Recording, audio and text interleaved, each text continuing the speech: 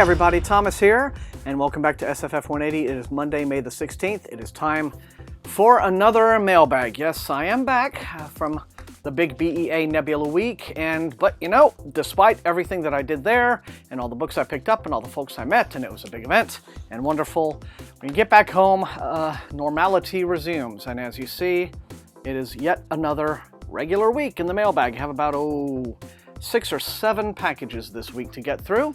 So I don't really have any other announcements, at least none that aren't covered in the BEA wrap-up video that I just did prior to this one, uploaded on Saturday. Except to say that now we are in the final stretch, 2 weeks to go on the BookTube SFF Awards before we have that live show. And so I'm going to be on a massive, massive reading catch-up binge because I've been so busy, you know, with preparing for the trip and then doing the trip and then, you know, things before then. And so I am, this week, fortunately, nothing on the plate. I am going to be reading like long stretches, you know, like 4, 6, 8 hours at a stretch. So I'm absolutely looking forward to that. It is going to be pure heaven. All right, because I have a lot of reviewing to get caught up on. Really, really behind on things. So it's catch-up time. But as for the new stuff, let's see what we have, shall we? Okay, so first off we have this curious little box from Random Penguin. Judging by the size, I'm going to guess it's going to be some new mass-market paperbacks, maybe? I was completely and utterly wrong. This is something that I've never gotten before. No idea why they sent it to me, but I'm kind of glad they did because it looks cute. It's a game, you guys. This is a card game. It's called Punderdome. Okay, I'm a little bit doubtful of the quote from Mashable.com here. It's a bit ambitious. They think that this will replace Cards Against Humanity at your next party. Well, we'll see about that.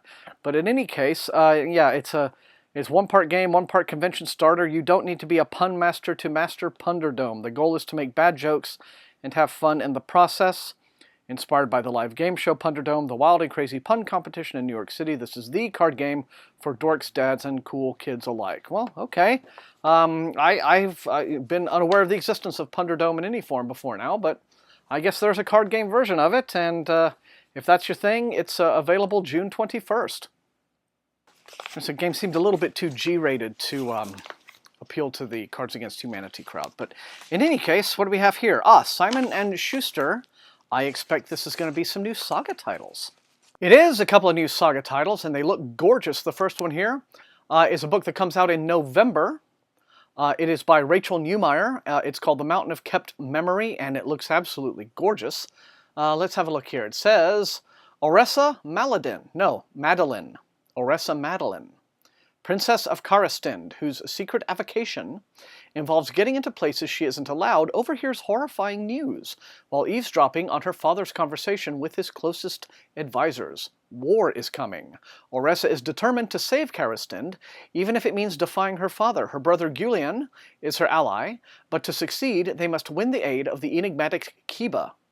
And no one intrudes on the Kiba or her unfathomable mountain. Oh.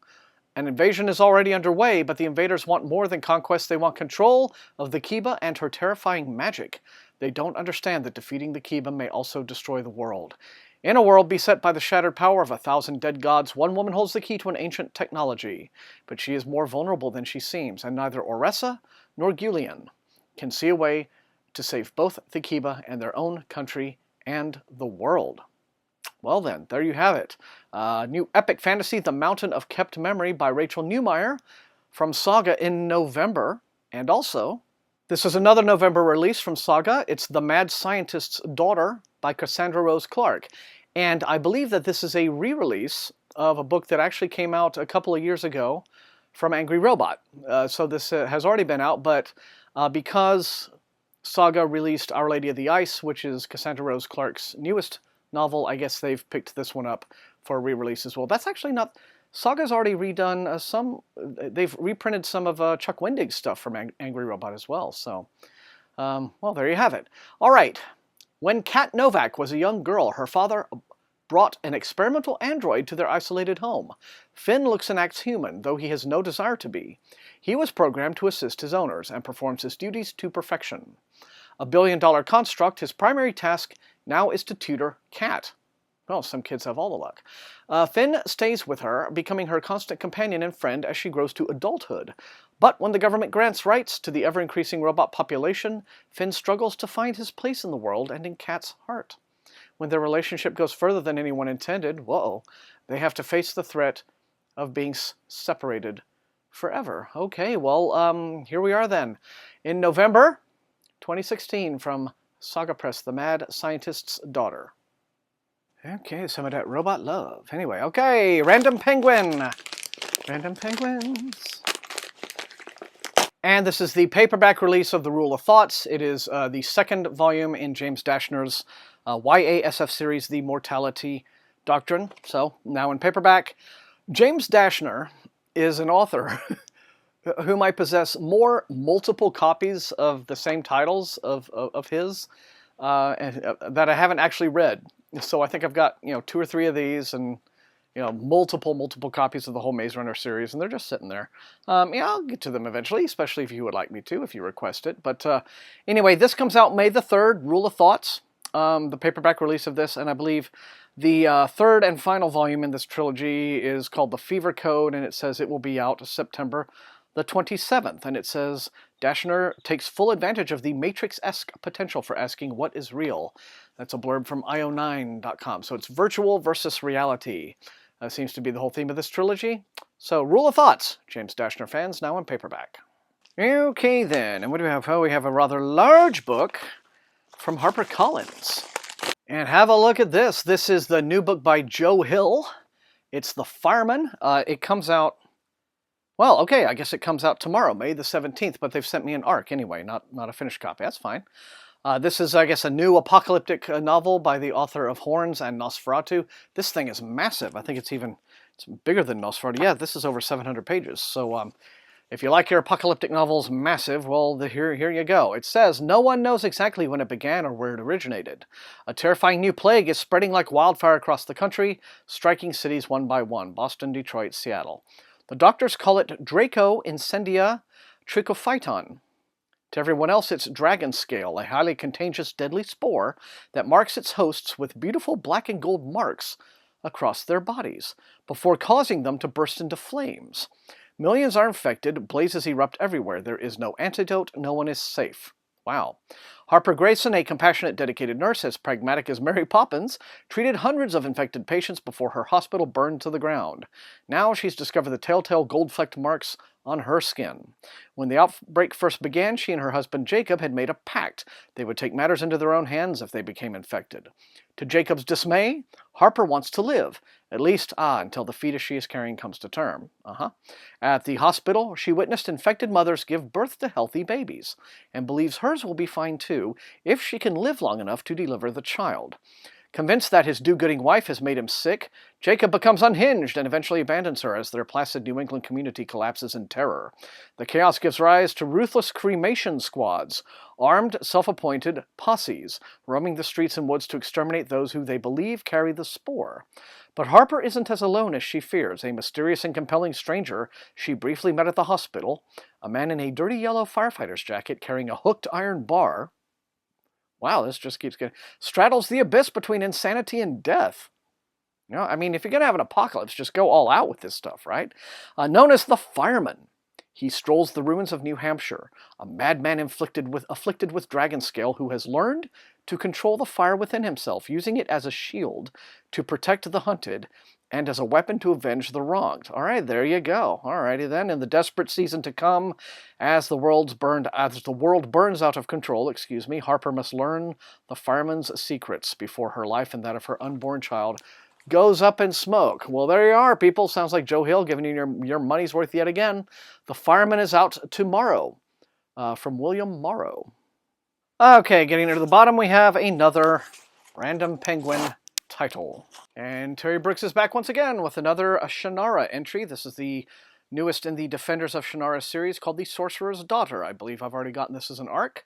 This comes out May 24th, and it says the mysterious magic-wielding druid order has existed for long ages, battling any evil that threatens the Four Lands, and struggling to be understood and accepted by outsiders. But their hopes of building goodwill are dashed when a demon's murderous rampage at a peace summit leaves their political opponents dead. casting new suspicions upon the druids and forcing them to flee from enemies both mortal and monstrous. So, the Shannara universe just keeps getting bigger and bigger. This comes out in hardcover from Del Rey on the 24th of May. And this looks quite atmospheric and evocative. This is a new young adult title by Catherine Egan. It is called Julia Vanishes.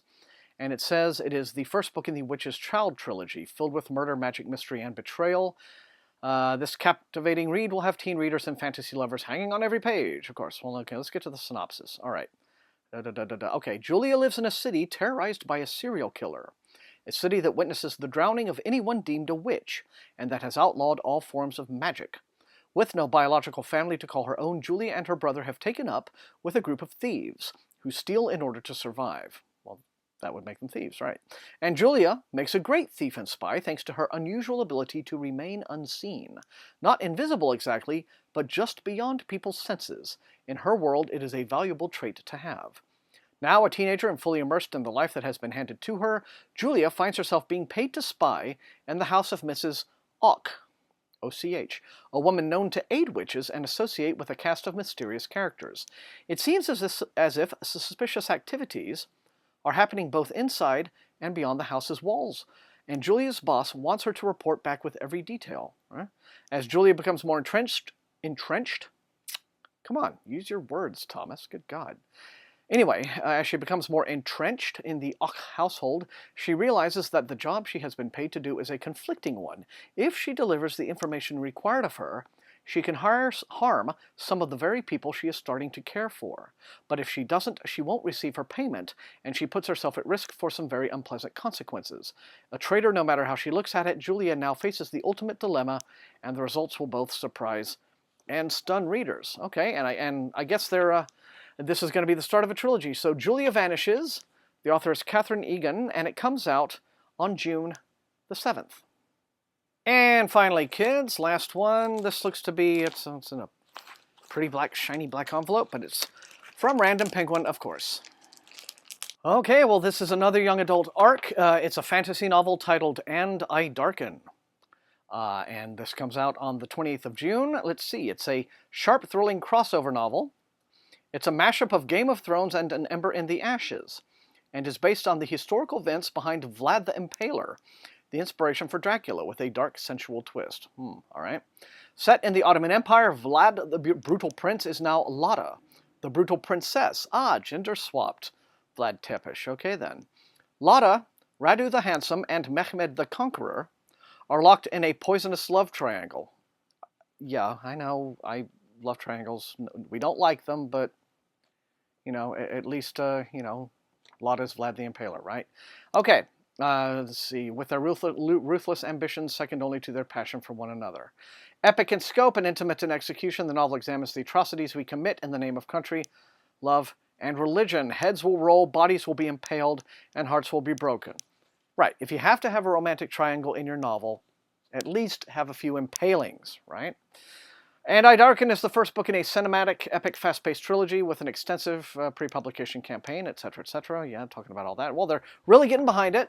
And, you know, I've been in touch with the publicist for this, and they all seem very nice. So, June 28th, And I Darken. And it looks like they stuck in this whole, like, poster map of the world here, the Ottoman Empire. So, And then on the other side, there is the family trees, I guess, of Vlad Dracul and some of the others. And that is it for this week's mailbag, you guys. You know the drill. Light up those comments. Let me know which of these looks most interesting and exciting to you, which you would like to see me prioritize in my review queue. Otherwise, slam that like button if you enjoyed watching. Share the video far and wide with everyone you know who reads SFF. And above all, if you haven't done so, please subscribe. That is how SFF180 grows as a channel. And until I see all of you guys next time, happy reading.